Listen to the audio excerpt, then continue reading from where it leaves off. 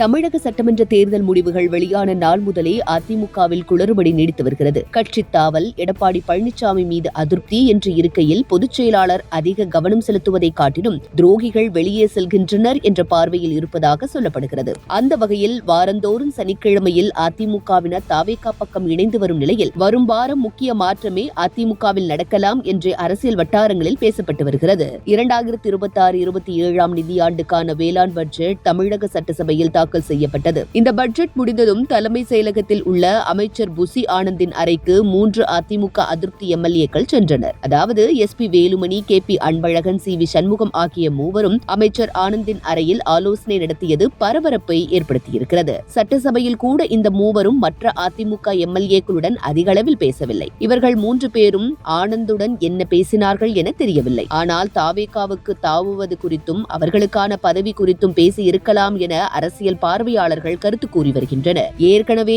மரகதம், Kumaravel, Jayakumar, Satyabhama, Isakki Subbaiah, C Vijayabaskar, MR Vijayabaskar ஆகிய 6 அதிமுக எம்எல்ஏக்கள் தங்கள் எம்எல்ஏ பதவிகளை ராஜினாமா செய்துவிட்டு தாவேகாவில் இணைந்தனர். அந்த தொகுதிகளுக்கு இடைத்தேர்தல் வரும்போது அவர்கள் 6 பேருக்கும் வாய்ப்பு கிடைக்கும் என தெரிகிறது. அதேபோல் அதிமுக பொதுச் செயலாளர் எடப்பாடி பழனிசாமி மீது கடும் அதிருப்தியில் இருக்கும் வேலுமணி, அன்பழகன், சண்முகம் ஆகியோரும் தங்கள் பதவிகளை ராஜினாமா செய்துவிட்டு தாவேகாவில் இணைந்து விடுவார்கள் என சொல்லப்படுகிறது. நடந்து முடிந்த சட்டசபை தேர்தலில் 47 இடங்களில் அதிமுக வென்றது. அதில் 6 எம்எல்ஏக்கள் கட்சி தாவி விட்டதால் அதிமுக எம்எல்ஏக்களின் பலம் 41 குறைந்திருக்கிறது. தற்போது வேலுமணி உள்ளிட்ட 3 பேர் ராஜினாமா செய்தால் சட்டசபையில் அதிமுக எம்எல்ஏக்களின் பலம் 38 குறையும். அது மட்டுமின்றி SP வேலுமணி ஆதரவாளர்கள், CV சண்முகம் ஆதரவாளர்கள் என பல எம்எல்ஏக்கள் கட்சி தாவ நேரம் பார்த்து வரும் நிலையில் அதிமுக பொதுச் செயலாளர் எடப்பாடி பழனிசாமி இதெல்லாம் சாதாரண விஷயமாக மட்டுமே பார்த்து வருகிறார் தவிர